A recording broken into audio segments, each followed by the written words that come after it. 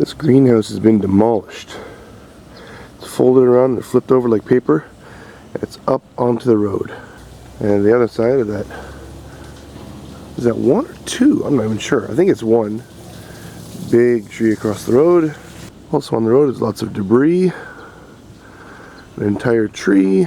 And somewhat sticking off the road is a pickup truck. I saw that truck last night. There's water in it. And a bunch of mud on the road. Already construction companies are at work on the levee.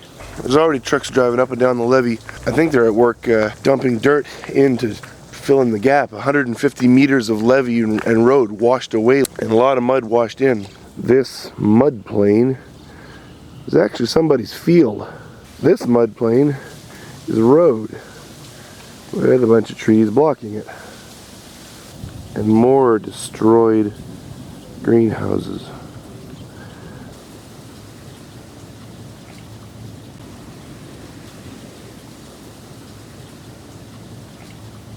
I'm not glad the levee broke on this side, but I am so glad it didn't break on our side.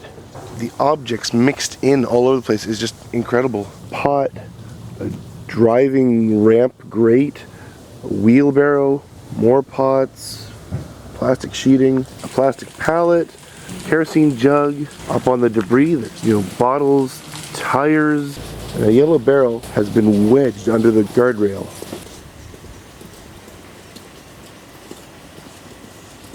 And that's a tatami mat out of someone's house. I can see a garage door was smashed in by the water, garbage everywhere, mud on the street. I'm just not sure how high the water actually got over here. I can't really see a clear indicator. There's all kinds of leaves and twigs piled up and bunched up. And this temple yard, which is usually just gravel, is a mud pit. I've come down this road before. I think it was my second I Live in Japan video was down this road, where I showed you a bunch of different little shrines and temples around my area. Well, the road looks a lot different now. This cinder block wall has been completely smashed and toppled. People's yards are full of mud. Parts of their houses have been broken, but it could have been a lot worse, I think. But just from what I can see here, it doesn't look like the houses have been damaged too much. That's from what I can see on the outside. I don't know about inside. And this was the Koi River. I don't think there's anything left in there, except for garbage and maybe a bicycle or two. I just talked with one man whose house is just across from that little Koi River, and I could clearly see a line on his house. I'm not sure, we gotta be a couple hundred meters away from the river here, and even here the mud and water was 40 centimeters deep.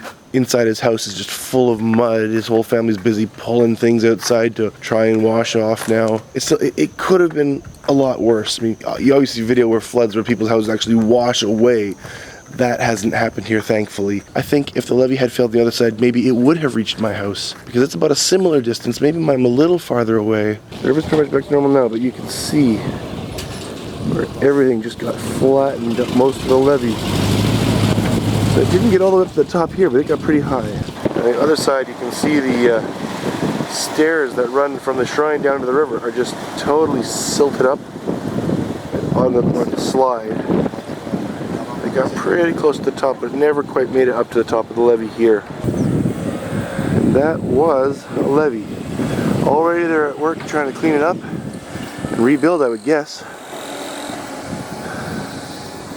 That in there is the park. Right now it's a muddy swamp. The swing set's mired in muck. No kids are going to be playing there for a long time to come. I can kind of see a bit of road over there. So it looks like the top 2 meters maybe? And the top 2 meters washed away.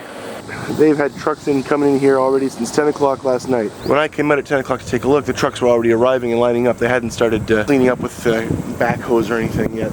They were well illuminated because they got a light truck out here and some other kind of communications truck. So the response to this disaster was fairly quick. They got going, it was within half a day. I think it's fairly quick. Okay, they're not cleaning up, they're dumping in fill.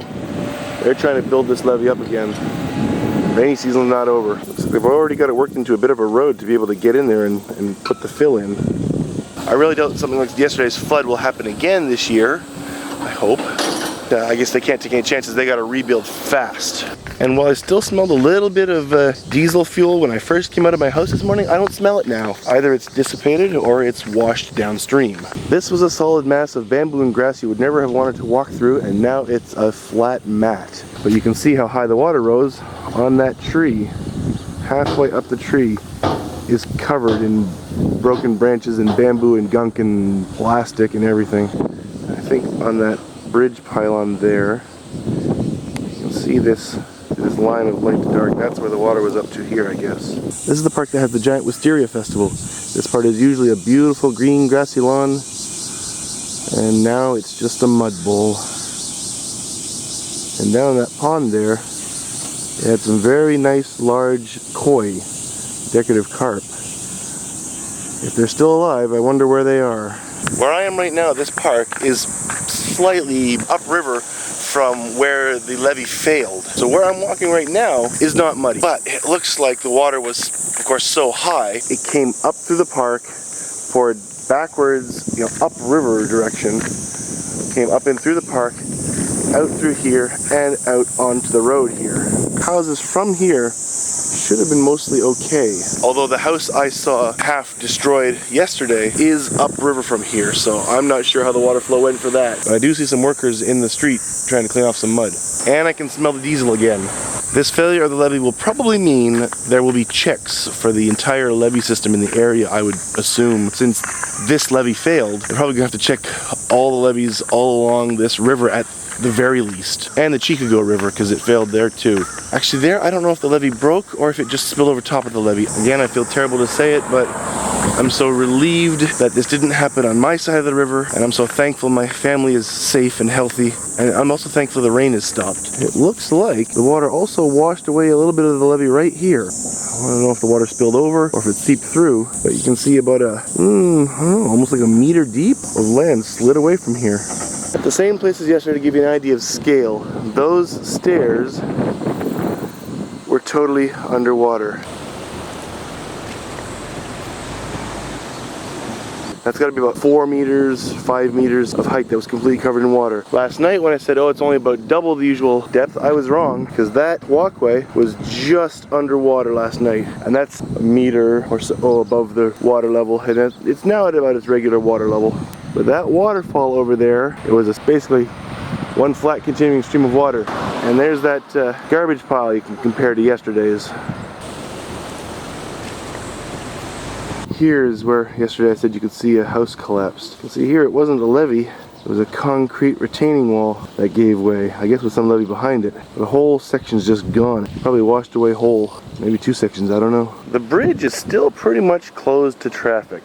I did see someone drive through, but they probably live on this side. And as you come across the river, you can see part of this structure is half fallen down. And there's just a roof without even its tiles. That's a temple roof. Well, a temple got washed away there. And I think another greenhouse maybe? I don't know. The one family I talked to who were cleaning mud out of their first floor had already left their house and were in the city office when the levee broke. Thankfully here, as far as I know, no lives were lost.